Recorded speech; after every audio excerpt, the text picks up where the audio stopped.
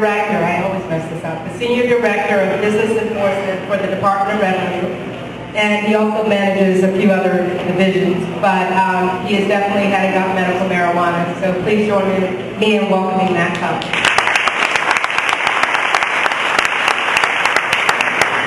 Thanks, Cheryl.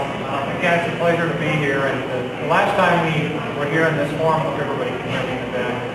Last time we were here in this forum, Rob Corey started out with a good euphemism saying maybe we live in interesting times, and I think he failed to finish the sentence, and it should read something like, maybe we live in interesting times that are very busy, because you were bombarded with deadlines, likewise so were we, and it has been an absolutely overwhelming past 2 or 3 months. I can tell you that since we passed the August 1 deadline, the ability, or the necessity, I should say, to answer emails, to be responsive to this industry at 10 and 11 o'clock at night has diminished significantly.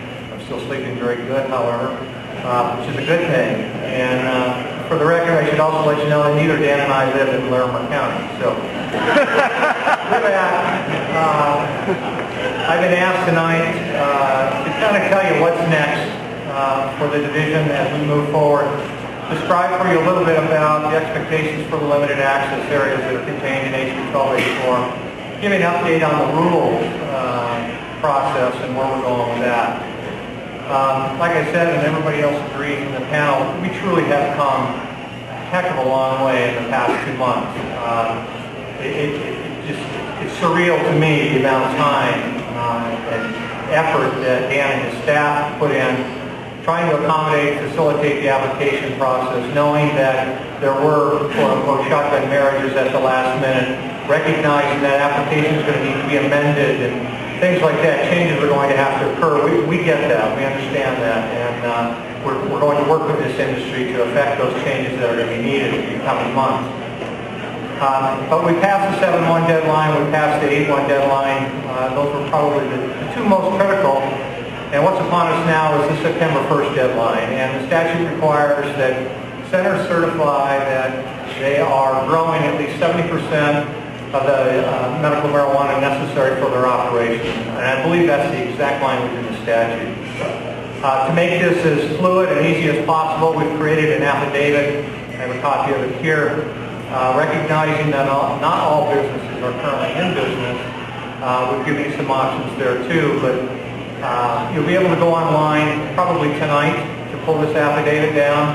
You can sign it. If you want to digitally scan it and email it back to us and mail the original, that's fine.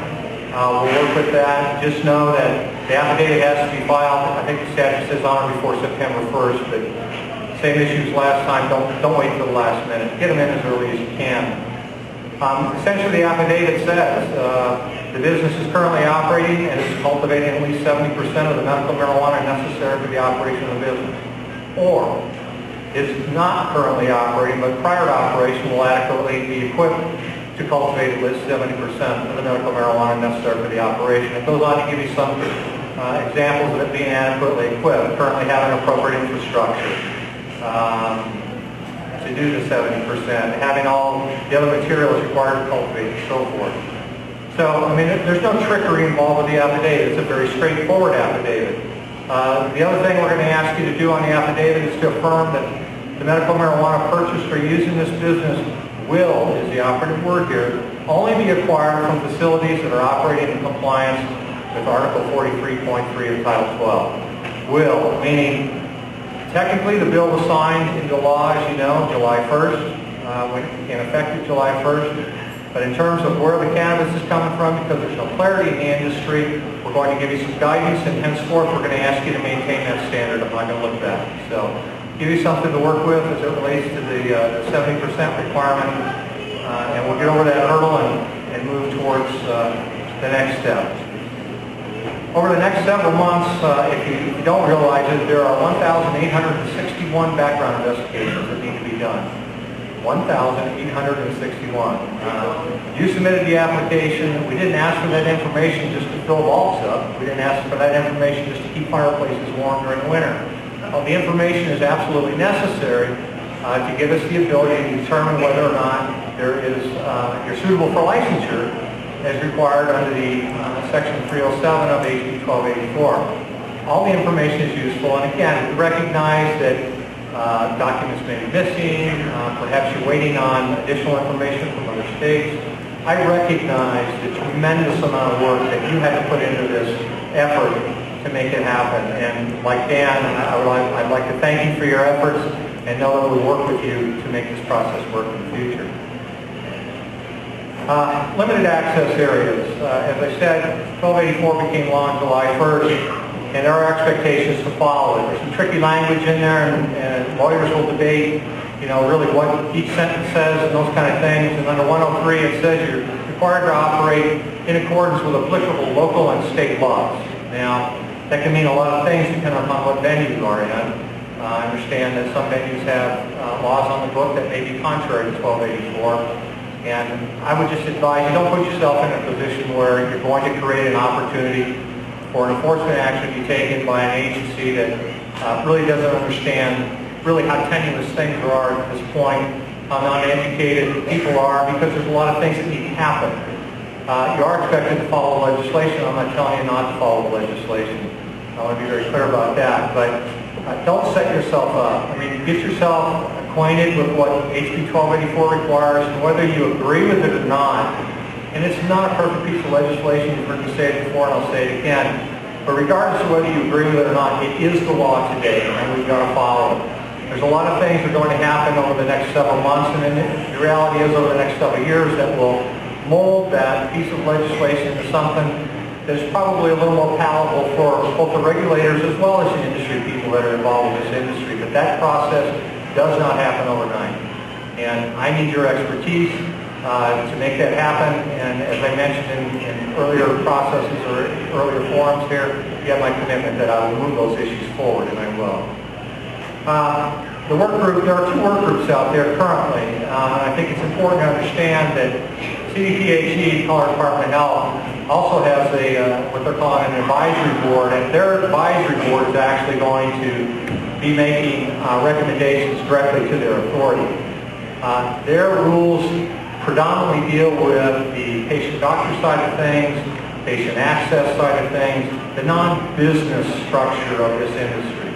And that's a critical component because I know there are many issues out there. Caregiver issues, for example. We've heard discussion tonight about that. That's a CDPHE issue. Yes, I work for the state of Colorado, but I also like to think that I'm part of the solution, not part of the problem. That's a health side issue that needs to be addressed more appropriately in that forum. I really have nothing to say about what happens in CDPHE. I could probably talk. I have a voice like everybody else, but the reality is that they have their own mind about their issue. The work group that I've put together to help the Department of Revenue promulgate rules deal with the business side of things. And I've named approximately 25 people that I have had the opportunity to see work in this industry, make presentations in the legislature. For whatever reason, they have a voice in this industry, and there's some very well-known people that I've asked to participate. And I'm very thankful that they're going to bring their expertise to my forum. The kinds of things that we're going to be dealing with, and I'll tell you, there are 20 of them listed in the legislation. Those 20, it's critical that those 20 get promulgated as soon as possible. Why? Those 20 are tied to the current moratoriums in this industry and local governments. And as soon as those rules are promulgated, local government must lift their moratoriums and more applications can be made. It's critical we move forward. Kinds of things that we're going to deal with: compliance with enforcement of the code, specifications and duties of officers and employees of the state licensing authority, instructions for local licensing authorities and law enforcement officers. That's a very critical component from where I come from, as I've had the ability, the opportunity, and the sincere privilege to meet many of you and get to know who you are, what you're doing, and the kinds of things that you're doing to ensure patient access, that patients have the ability to get the meds that they need. I understand a little bit more about your business, but the reality is many local government officials haven't had the opportunity to get to know you. They don't understand the very technical nuances or the antics associated with your industry. And I'm not professing that I know them all. I don't intend to know them all. And as I said, I need your help to understand them. But creating the ability through this work group to make recommendations for local government to help facilitate this process at a local level is huge. It's huge. Requirements for inspections, investigations, search and seizure, other activities may become necessary from time to time. Many of these things are already born in what's called the Administrative Procedures Act in Colorado. And the Administrative Procedures Act is a very general piece of law